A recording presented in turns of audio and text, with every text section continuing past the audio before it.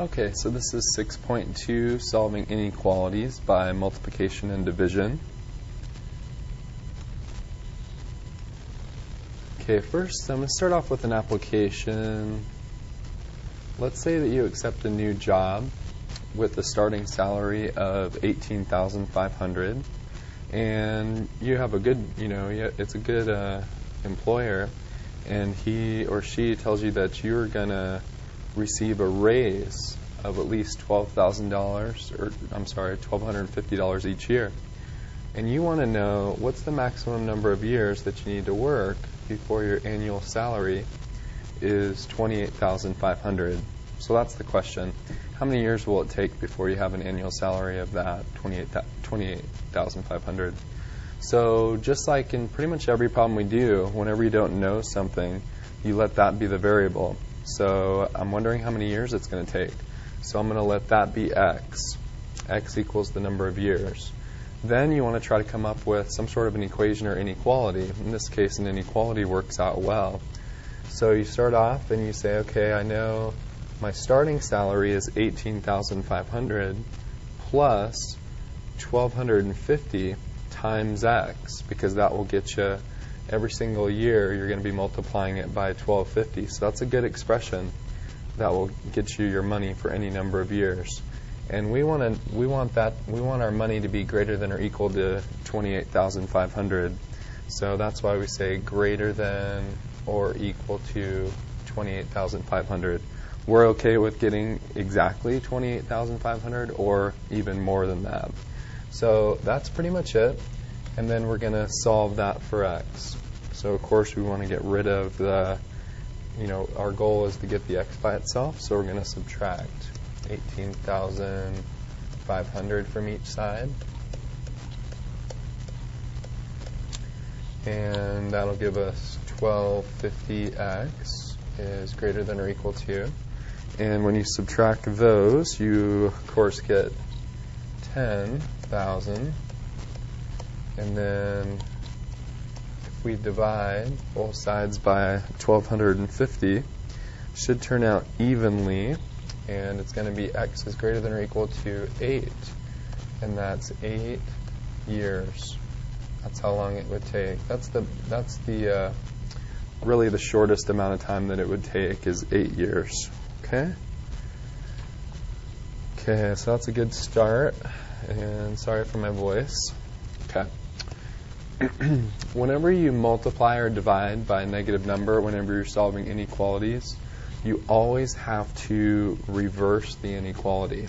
So make it go the other direction. No one's going to tell you to do it. It's just that whenever you multiply or divide by a negative number, you've got to remember to do that. Okay? Why is that? Well, it just so happens that whenever you have an inequality, and let's just say this is just a little experiment. So right now, 4 is less than 6. Hopefully you agree that that's a true statement. 4 is less than 6. Well, what happens is when I multiply that, let's say we multiply by 2 on both sides. If we multiply by 2 on both sides, that's going to give us 8 on the left, and that's going to give us 12 on the right. We can go ahead and leave the inequality the same way, and it's still a true statement. That's true, isn't it? 8 is less than 12, so we multiply by 2, no issues.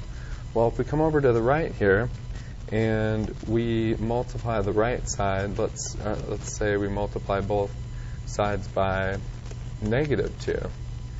Well, if we do, the left is going to be -8, and then that 6 becomes -12.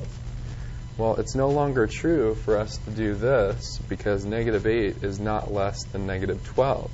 So now we have a false statement, and so that's why to fix it, we actually reverse the inequality and we make it go the other way so that it becomes a true statement. So that's why you just have to remember when you multiply or divide by a negative, you always have to take the time to reverse the inequality.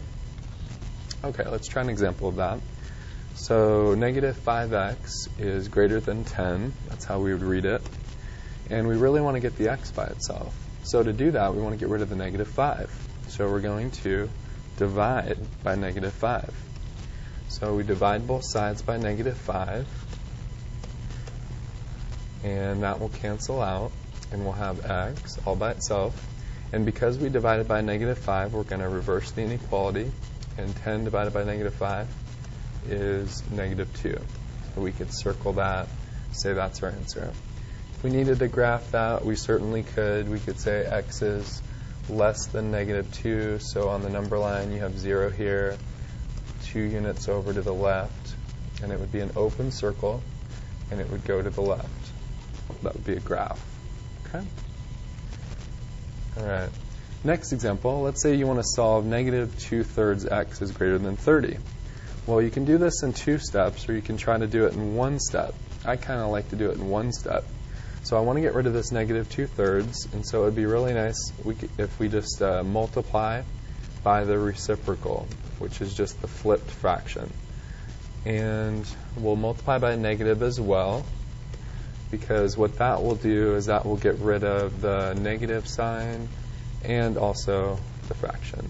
Okay. So negative times a negative is a positive, and 2's will cancel out, 3's will cancel out, so that'll be x all by itself. Now, we did have to multiply by a -3/2, so we're going to go ahead and reverse the inequality. And then over here, you can multiply straight across, or you can say, hey, the 2 will actually cancel with the 30, and it'll be 15. And 15 times -3 is -45. You also notice that in the beginning I put 30 divided by 1, just so that whenever you're multiplying by a fraction, it's a little bit easier to see what's on top and what's on the bottom. So that's our answer. X is less than -45. All right, there are some clue words because you have to be able to translate these things correctly. So, and it's funny because we get confused with the clue words, but when we relate it to money, it seems like it works a little bit better. So here's one. We want to translate at most. If I told you that I was going to give you, come after school and help me clean the room, I would give you at most $5. At most, you would expect that you would get $5 or less. So what we would say for this one is we're going to say less than or equal to. Okay? Or if I was relating it to Suns tickets, I would say Suns tickets cost you at most $20. You wouldn't expect to pay more than $20. You'd expect to pay $20 or less. So that's why it's less than or equal to. All right, another one that's really common is at least. At least. Well, the Suns tickets are going to cost you at least, wow, they're so good. It's going to cost you at least $50 for the tickets. You'd expect to pay $50 or maybe even more. So that's why it's greater than or equal to, at least. This person's at least 6 foot tall. You'd expect them to be 6 foot or even taller. Okay, less than, that's the very straightforward one, less than, okay. And then greater than,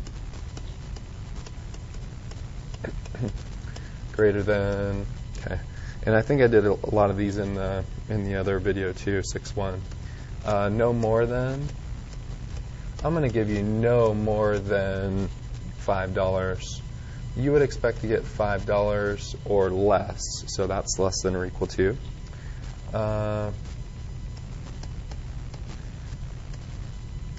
Let's see, fewer than. There are fewer than 5 students in my first hour class. Fewer than 5 students. Well, you'd expect there to be, less than 5 students. If I said there's fewer than 5 students, you wouldn't think there would be 5 students. You'd think there'd be less than that. So that's less than. And then more than. I have more than 36 students in my third hour class. It's huge. More than 36 students. How many do you expect there to be in the class? Well, more than 36, so like 37-ish. So this is greater than. Okay? Let's try one example, translating, and we should be good. All right, 2/3 of a number is no more than -10. All right, so we start translating. 2/3 of a number. So we say 2/3 of a number. I'll just use x. We could use any letter. is no more than, so that's the translating part as well. So no more than, let's see, no more than would be what? That would be less than or equal to. So no more than and negative 10. So now we want to solve this. So the way to solve it in one step, again, would be just to multiply by 3/2, the reciprocal. So we multiply by 3/2. Probably wise to put a 1 underneath that. And then the 3's will cancel out, the 2's will cancel out again. That'll be x. And then it'll be, now I'm going to go ahead and do the number part first. So 2 will cancel with the 10, so it'll be 5. 3 times 5, and there's a negative sign there, so that's going to be negative 15. Now a lot of students see the negative sign right here and they go, oh, I remember, we got to reverse the inequality. No, we don't reverse the inequality just because there's a negative sign there. We reverse the inequality when we messed it up, when we had to multiply or divide by a negative number, and we didn't. We multiplied by a positive 3/2. So we leave the inequality the way it is, and we call it good. So x is less than or equal to negative 15. Okay? That should do it for section 6.2.